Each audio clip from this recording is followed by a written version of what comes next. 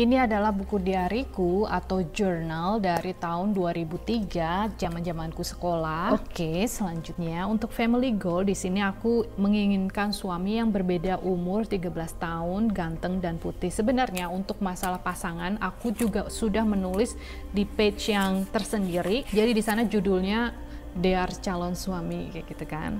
Kembali lagi, kita kan harus detail ya kan. Nah disinilah aku menulis detailnya. Caranya bagaimana kalau untuk detailing semuanya ini? Gampang. Jadi setiap kali kita menginginkan sesuatu, keinginan kita tentang sesuatu itu kan nggak lengkap karena kita belum mengalaminya.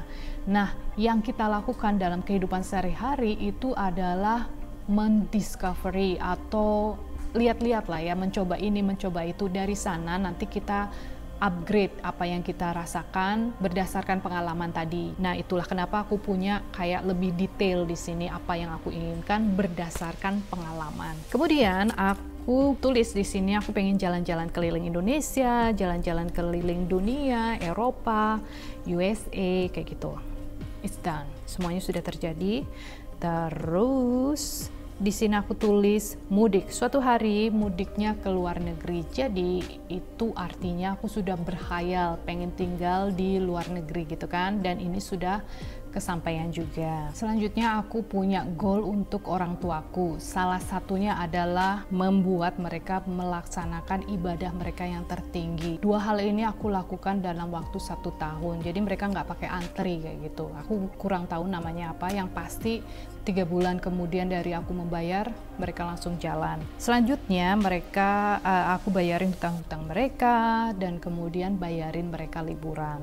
Nah di sini aku juga tulis bahwa aku kepengen bebas finansial sebelum berkeluarga karena ada keinginan untuk fokus mengurus anak sampai anak umur 7 tahun.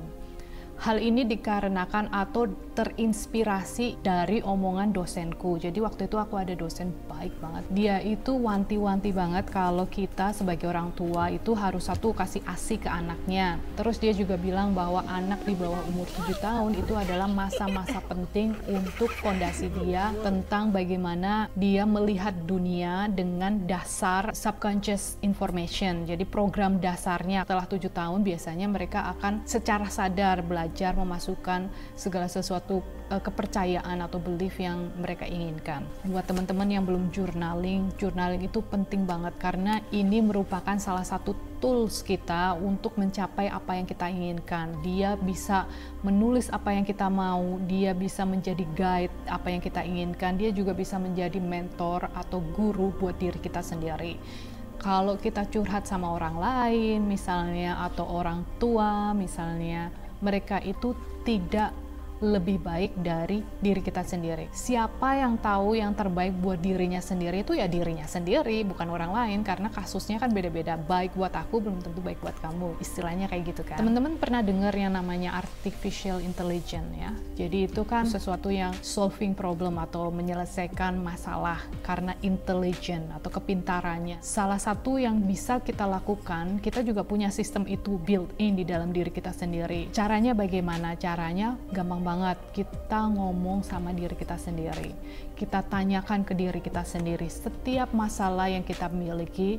Tanyanya ke diri sendiri, nanti akan dapat jawabannya. Jawabannya ini bisa berupa mimpi, bisa berupa inspirasi yang kita tulis. Kalau teman-teman suka nulis kayak gitu, penulis, writer, atau nulis diary aja, curhat-curhatan, itu bisa unlock atau membuka ya rahasia kecerdasan kita atau kejeniusan kita. Atau sama kayak Nikola Tesla, dia juga menggunakan hal yang sama ya, dia menggunakan journaling. Nah di sini juga aku punya yang namanya mind mapping. Mind mapping itu seperti ibaratnya kita menuliskan peta yang ada di otak kita saat itu. Dari sana kemudian aku bikin pertanyaan-pertanyaan. Seperti yang aku bilang tadi, yang namanya pertanyaan itu seperti kita mencari tahu jawaban dari masalah atau mencari solusi yang kita butuhkan.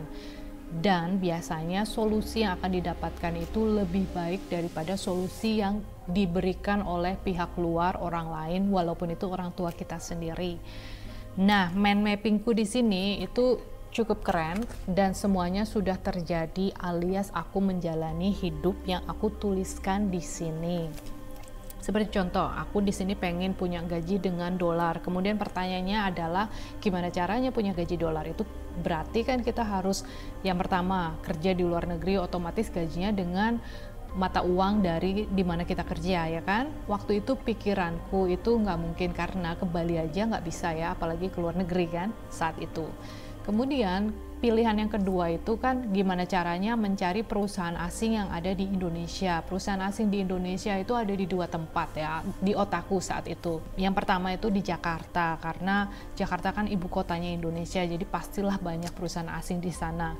Berikutnya adalah di tempat-tempat wisata seperti Bali contohnya. Nah teman-teman pasti langsung klik ya kan, karena aku dari kecil kepengen tamasya ke sana, terus kemudian ada kemungkinan aku bisa mendapatkan gaji dengan dolar di sana, sudah otomatis aku pasti pilih Bali menjadi tujuanku atau goalku, manifestasiku selanjutnya. Seperti teman-teman lihat di sini, aku juga tulis punya bisnis online. Jadi ini satu-satunya yang belum tercapai karena seperti yang teman-teman tahu sendiri bahwa YouTube channelku ini kan masih baru banget, jadi masih belum menghasilkan. Nah, kedepannya mungkin akan ada sesuatu yang bisa dihasilkan dari channelku ini. Nah, buat teman-teman yang ingin langsung terjun langsung untuk membantu percepatan dari yang namanya LOA, mungkin teman-teman bisa membagikan video ini ke teman-teman yang membutuhkan ya, yang mungkin memiliki keadaan seperti aku dulu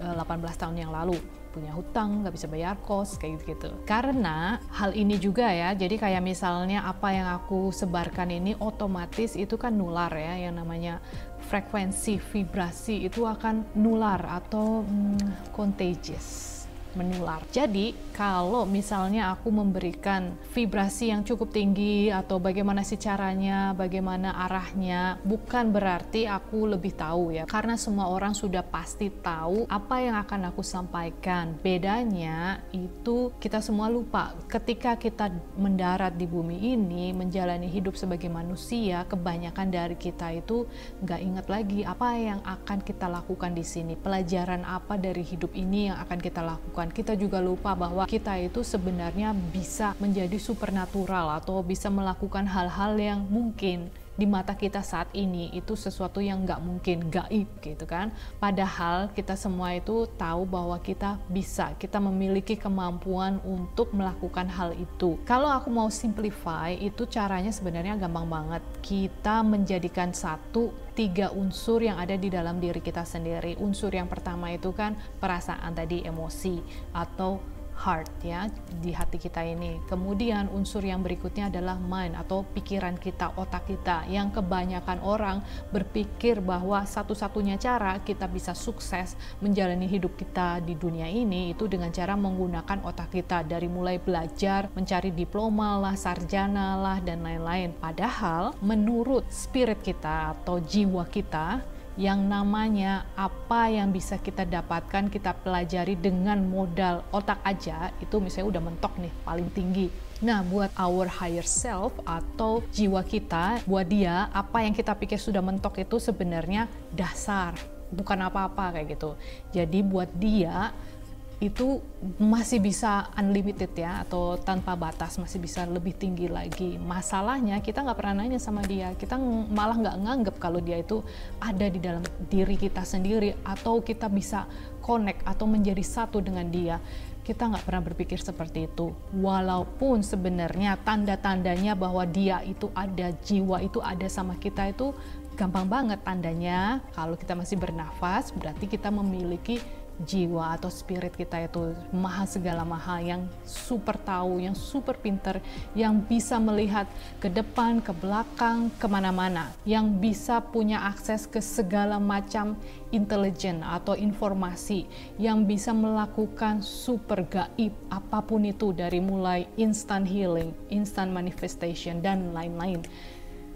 Nah, intinya nanti aku akan bikin video selanjutnya. Nah, buat teman-teman yang pengen tahu, nanti bisa klik di sana karena aku akan bikin video khusus untuk gimana sih caranya untuk menjadikan 3 hal ini.